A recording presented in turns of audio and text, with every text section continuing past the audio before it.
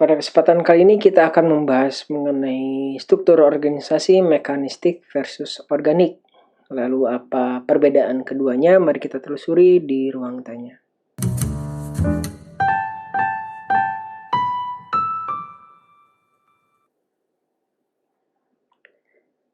Assalamualaikum warahmatullahi wabarakatuh. Langsung saja kita lihat pembahasannya terkait isu dalam organisasi. Jadi kita bahas dulu isu dalam organisasi sebelum masuk ke mekanistik dan organik. Kita akan membahas tujuan rancangan desain, otoritas, peraturan dan prosedur, span of control, satuan tugas, dan jenis koordinasi. Nah, ini yang biasa kita rancang atau pertimbangkan ketika dalam membuat atau merancang organisasi. Kita bahas satu persatu dimulai dari tujuan rancangan desain. Nah, organisasi didesain harus menyesuaikan dengan kondisi lingkungan di mana ia berada. Jadi ini balik lagi ke contingency thinking. Tidak ada organisasi yang terbaik, adanya organisasi yang paling sesuai dengan kondisi lingkungan. Nah, lingkungan ini bisa dibagi menjadi dua ekstrim. Ekstrim yang pertama adalah keadaan yang stabil versus keadaan yang tidak stabil atau tidak pasti atau sering berubah. Kemudian kita lanjut ke otoritas. Nah, otoritas ini adalah sejauh mana kewenangan pembuatan keputusan terdistribusi.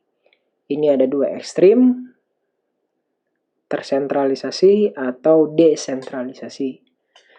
Kemudian peraturan dan prosedur itu adalah sejauh mana kegiatan dalam organisasi diatur dalam peraturan atau prosedur.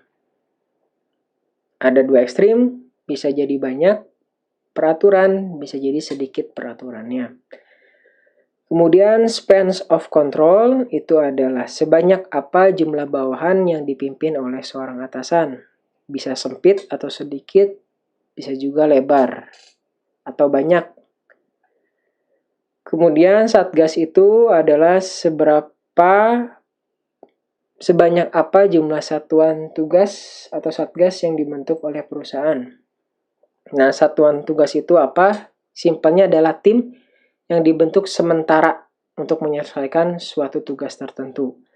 Untuk detailnya nanti akan kita bahas di episode selanjutnya. Ini bisa jadi sedikit, bisa jadi banyak satgasnya. Kemudian terkait jenis koordinasi itu adalah bentuk yang digunakan dalam melakukan koordinasi. Bisa jadi formal dan impersonal, bisa jadi informal dan personal. Nah, itu isu dalam organisasi yang nanti akan kita lihat pada rancangan mekanistik dan rancangan organik.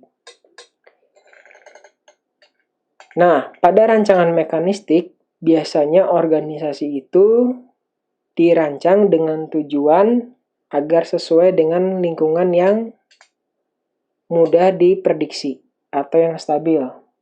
Sedangkan rancangan organik itu tujuan organisasinya agar dia adaptif. Jadi cocok untuk lingkungan yang tidak stabil atau sering berubah. Kemudian otoritasnya kalau mekanistik ini tersentralisasi, sedangkan organik ini desentralisasi. Kemudian mekanistik ini banyak peraturan dan banyak prosedur. Kalau untuk organik itu sedikit peraturan dan prosedurnya. Misalnya masuk kantor tidak diwajibkan jam berapa ya. Mau masuk mau enggak diatur. Itu juga ada organisasi yang seperti itu. Nah, untuk mekanistik, span of control-nya sempit. Kalau untuk organik biasanya lebar. Kemudian di mekanistik itu satgasnya sedikit. Organik itu satgasnya banyak. Kemudian jenis koordinasi itu formal dan impersonal. Kemudian organik itu informal dan personal. Nah, itu adalah penjelasan ya atau perbedaan antara mekanistik dan organik. Biasanya perusahaan yang memproduksi barang dengan mass production biasanya menggunakan mekanistik. Kalau perusahaan research, teknologi maju gitu ya, startup, biasanya itu organik. Karena memang kalau teknologi maju itu kan cepat berubahnya, jadi perusahaannya itu harus punya kemampuan adaptability yang baik. Kurang lebih seperti itu penjelasannya ya.